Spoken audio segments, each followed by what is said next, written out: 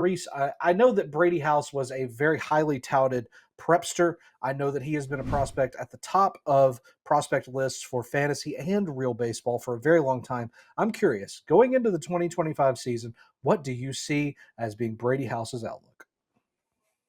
I think Brady House is sort of he's a really good defensive third baseman. He's no longer doing the whole shortstop thing anymore. It's a good arm. It's one of the craziest arms I think you'll see. He can just like, it's almost, his glove isn't as good, but his arm is as good as Matt Chapman's, if that makes sense. Like he can get those throws off from almost any variable of a platform and everything like that.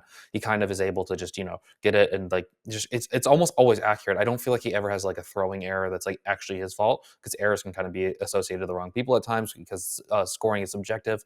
But he's a power over hit sort of player at this point. I thought that the hit tool would come along a little bit more, but ultimately we graded it as an average hit tool. I think he can definitely sort of be just your like, he can just play third base for the next like 5 years and everything like that while he's still cheap, and then maybe you move him around a little bit, but it's a good arm, it's a good enough offensive profile. I think that he be like a 23 to 25 home run, maybe touches 28, 30 in his best seasons, depending on how the batted balls go, and what's the ball and everything like that is doing at any point. But he is really, really good. I think he's a little bit, I think he was oversold at points, overrated, and then now I think we're starting to enter towards his underrated arc of prospectum. I think he's someone that I would like gladly like, have as my everyday third baseman for a team that I care about, because I think he's just solid, and I don't think there's a hole in his game right now. I'm with you. I love that we're on the same page about him in terms of his value and the arc of his prospectum being at that undervalued point, because it's such an interesting perspective. Because for fantasy players, you can right now, as rare as it is, you can get Brady House potentially as cheap as you can before his value will be the highest it may ever be. Of course, as we know, and as I'm sure we've said on the show thus far, a prospect's peak value is right before they debut. Whenever the hype is, they're going to get called up any day now. That is when you sell. So for right now, to Brady House have his stock be so low, I think it's super interesting. But of course, this is not a player without warts. We do know that it is ridiculously easy power from the right hand side, but at the same time, it is a lot of aggression for House. I know that at AAA last season, we were looking at a 59% swing rate and a 38% chase rate. Essentially, that should kind of illustrate how aggressive we're talking here.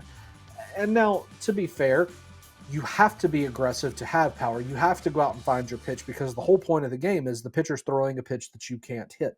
If you know that you have power enough to put it over the fence or at least into the gap, then you've got to swing. So it is just finding that balance. And I think that whether or not the Nationals AAA, whether their hitting development can find that blend for Brady House, is going to determine what he becomes long term. And Reese, you said it a minute ago, if he's kind of a 22 to 25 home run bat with kind of a middling batting average and incredibly steady defense in the average year, but then in the plus year, he's at the 28 to 32 home run range with a more sound batting average. Again, just as you said, how the balls in play work for him. I think a little bit more of a refined approach, perhaps, could be what we need to see Brady House as an all-star. I still think that the ceiling is there for that. And I think that let's play over under, shall we? 350 major league at bats for Brady House in 2025. Mm, that's a really good question as I stall here for a second. I'm going to go with the slight under, just Okay. because I think that they're going to wait a little bit to call him up. Although I don't know who they have as third base. The Nationals aren't on the top of my mind. Their entire roster isn't at the top of my mind right now. But House, he Third. definitely, like, yeah. Who do they have as third base? So third base, they have a platoon of Jose Tena and Andres Chaparro. Yeah, I think they want to kind of ride that out and see what they have in those two. They're both like recent additions to the organization, so Mhm. maybe 325 plate appearances or at bats is what we get from him. Yeah, that feels fair. I tried to set it at a difficult number for you to see if you had a really firm belief one way or the other, and it seems like we're in the same boat. That I think second half of the season, again, barring some kind of massive outbreak for Chaparro, which I'm not counting out. I like Andres Chaparro pretty good. I think that it's Brady House's job to lose. I 100% agree. I like Jose Tane a lot. He's like one of my favorite prospects.